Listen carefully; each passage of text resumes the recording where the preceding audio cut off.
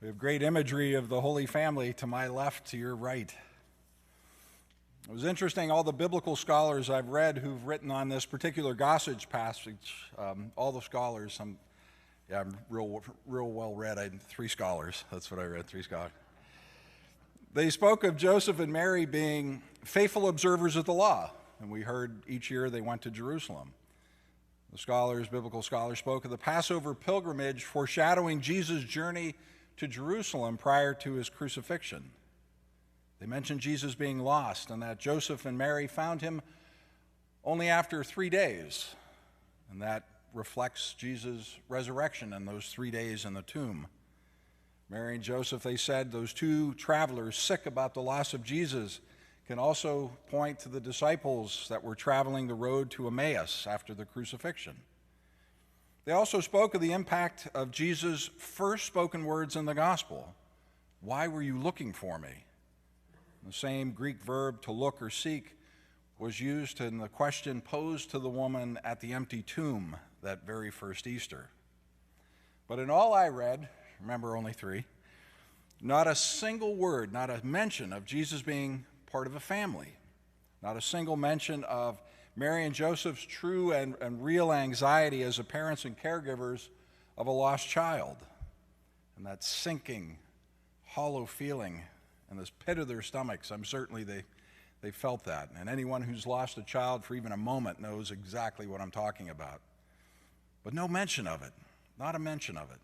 And barely a mention I found in the hidden 30 years of Jesus' life. One commentary said it was just ordinary, and they kind of dismissed it as not enough to comment on. I thought that was kind of strange. So for 30 of his 33 years, Jesus was obedient to his parents in Nazareth. In other words, he lived the most normal, unglamorous life that can be imagined. He worked in a carpenter shop in a small, nothing little town on the edge of the Roman Empire. He did his chores, he studied his lessons, he went to synagogue with his parents, he played with his cousins, he helped his mother fetch water for 30 years. Nothing miraculous or spectacular. If there were, we would have heard about it. But was he trying to tell us something? Of course he is. Because everything Jesus did in this earthly life was for our redemption and for our instruction. Those 30 years of hidden life show us that to be a Christian, to be a saint, has to do with the normal duties and responsibilities of family life. And to be truly great as human beings means first and foremost striving to be that faithful son, daughter, father, mother, aunt, uncle, or grandparent. And that's what I think the celebration of the Holy Family and the church wants to remind us about today, that God created us to be living images and messengers of his goodness. That's the kind of person he wants us to be. And becoming that kind of person is where we find our true fulfillment. We don't have to win fancy awards or be millionaires. We just have to make a decent effort to be faithful and Christ-like in the little things of life. And that starts at home. And I know it sounds so ordinary. And those who know me well have heard me say time and time again that our God is a God of the ordinary. Because God does extraordinary things in the ordinary, and they're very easy to miss. And so why is God so interested in those little things of life? Because he cares more about who we are than what we achieve. And he wants us to do the same. He wants us to know that in his eyes we are loved and valued regardless of our achievements or our failures.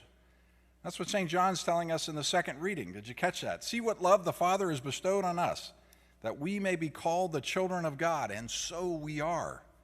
We forget that sometimes, that Christ came to earth while we were sinners, and he redeemed us. We didn't learn that and earn that any more than a helpless infant can earn that love of their parents. So I was thinking, what's God's love like? It like flows from his heart like a waterfall, like the sunshine.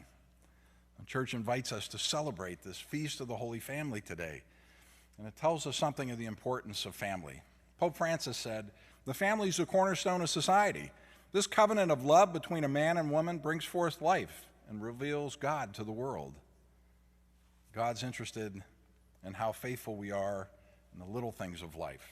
And the majority of those little things are usually family things. They're the things that don't make the headlines but are so important to God They can't be dismissed. And how do I know that? Because the God of the universe, the all-powerful God of the universe, who could have come to us in any number of ways, came to us and entered into our reality as part of a family. And so today we remember and celebrate the Holy Family. Let's also celebrate our families as well.